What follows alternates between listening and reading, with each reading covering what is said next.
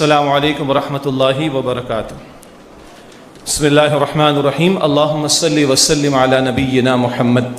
بتایا گیا کہ 100 مقررین ہیں اور 480 منٹ تھے، تو 4 منٹ اور کچھ سیکنڈ بنتا ہے۔ میں کوشش کرتا ہوں کہ بڑے فاضل مقررین موجود ہیں، مختصر بات ہو جائے۔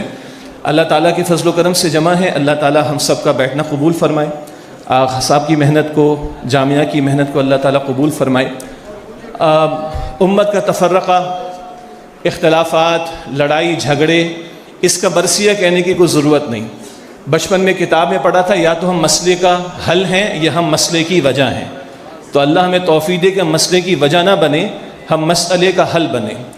منہج رسالت سے قرآن ہمیں عطا ہوا، اور فجر، ظہر، عصر، مغرب، عشاء میں رب نے اپنے پیغمبر علیہ السلام کے ذریعے قرآن کو جاری کیا۔ وہ قرآن کے جو کہتا ہے کہ وَاعْتَصِمُوا بِحَبْلِ اللَّهِ جَمِيعًا وَلَا تَفَرَّقُوا، ہم سب نے باہر یہ آیت کریمہ اس کا ترجمہ بھی پڑھا، ہم واقف بھی ہیں، مگر وہ قرآن جو ایک زندہ کتاب کے طور پر لیا جائے اور جس کے تابع ہونے کی کوشش کی جائے۔ 99% ہماری آبادی ہے کہ جنہوں نے آج تک قرآن حکیم کا ترجمہ بھی زندگی میں ایک مرتبہ اپنی زبان میں نہیں پڑھا۔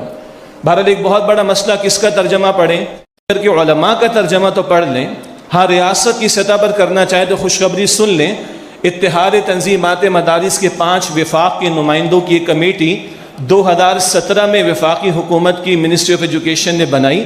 میں ایک ادارے سے کراچی میں منسلک ہوں، ان فاؤنڈیشن اس کا نام ہے، کچھ حضرات علماء واقف بھی ہوں گے، اور ایک متفقہ ترجمہ تمام مکاتب فکر، دیوبندی، بریلوی، اہل الحدیث، جماعت اسلامی، اہل تشیع، یہ 5 وفاقوں کے علماء کا 3 برس کی محنت کے بعد اس پر اتفاق ہو چکا ہے۔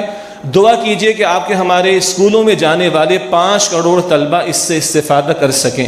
کتنے لوگوں کے علم میں بات پہلی مرتبہ یہ ہاتھ کھڑا کر لیں؟ پورا ہاتھ کھڑا کیجئے گا۔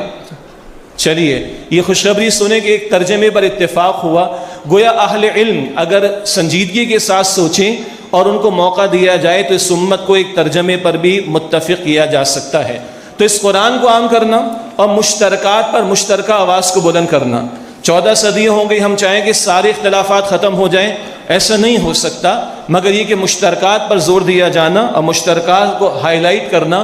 قرآن کریم سورہ آل عمران کی آیت نمبر 64 میں فرماتا ہے تعالوا الی کلمۃ سواء بیننا وبینکم، ایسی بات کی طرف آؤ جو ہمارے تمہارے درمیان مشترک ہے۔ نصارہ سے کلام، جن سے سینکڑوں نہیں ہزاروں اختلافات، مگر اللہ کو وہ بھی اگر مانتے تو قرآن کریم کہتے ہیں اس مشترک معاملے سے بات کو شروع کرو۔ تو اختلافات کا حل ایک یہ بھی ہے کہ مشترکات کو ہائی لائٹ کرنے کی کوشش کی جائے۔ ہمارے علمی مباحث ہو، ہمارے علمی اختلافات ہو، خدا را اپنی علمی مجالس تک محدود رکھیں اور پبلک میں عوام الناس کے سامنے مشترکہ امور کی دعوت کو سامنے رکھا جائے۔ آج اس قوم کے نوجوانوں اور بڑوں کا عقیدہ جا رہا ہے ذات باری تعالیٰ ڈیبیٹیبل ہو چکی ہے، ذات باری تعالیٰ پر مباحث آپ کے ہمارے تعلیمی اداروں میں کھل کر شروع ہو گئے۔ ایسے میں اپنے علمی اختلافات کو اپنی علمی مجالس میں رکھا جائے اور مشترکات کو ہائی لائٹ کرنے کی کوشش کی جائے۔ تیسری بات عرض کرتا ہوں، قرآن کریم فرماتا ہے اقیموا الدین ولا تتفرقوا فیہ، دین کو قائم کرو، اس بارے میں کسی تفرقے میں مبتلا نہ ہو جاؤ۔ منہج محمدی میں صلی اللہ علیہ وسلم صرف نماز اور داڑھی اور تسبیحات کا ذکر نہیں، منہج محمدی میں طائف کی گلیاں بھی ہیں، بیت اللہ کو الوداع کہنا بھی ہے، احد کا میدان بھی ہے، 259 صحابہ کی جانوں کے نذرانے بھی ہیں۔ یہ مشن، اس کا قرض آج امت کے کاندھوں پر ہے۔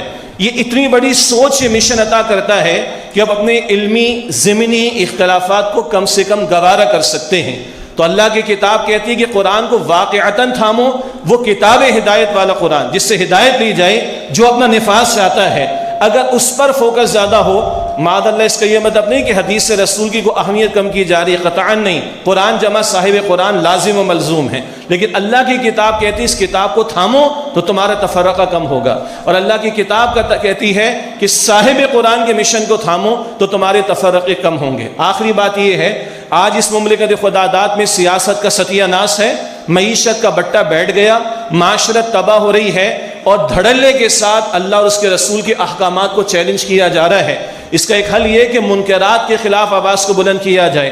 ہمارے معروف کی تشریح و تفصیل میں فرق ہو سکتا ہے، لیکن منکرات کی تشریح پر کوئی فرق نہیں۔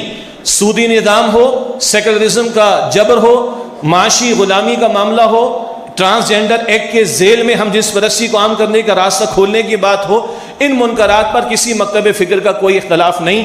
تو منکرات کے خلاف ہمیں ایک آواز بلند کرنے کی ضرورت ہے جس میں کسی کا کوئی اختلاف نہیں. ان مشترکہ امور کو اگر ہم ہائی لائٹ کریں تو اللہ تعالیٰ کی ذات سے امید ہے کہ دوسرے کے قریب آ سکیں گے. اللہ ہمارے دلوں کو جوڑے، منافقت سے اللہ بچائے. اللہ اپنی کتاب اور صاحب قرآن کے مشن سے ہمیں جوڑے کہ اس مشن نے پہلے سب کو جوڑا تھا. بلال کو بھی جوڑا تھا، سہیب کو بھی جوڑا تھا، خباب کو بھی جوڑا تھا، فارس کے سلمان کو بھی جوڑا تھا. آج ہمیں بھی جوڑنے والی اگر واقعتاً ہے شے تو وہ اللہ کی کتاب، اس کے نفاذ کی محنت اور اللہ کے دین کے غلبے کی جد و جہد. اللہ مجھے اور آپ کو اس کی توفیق عطا فرمائے. وآخر دعوانا ان الحمد للہ رب العالمین. السلام علیکم ورحمۃ اللہ.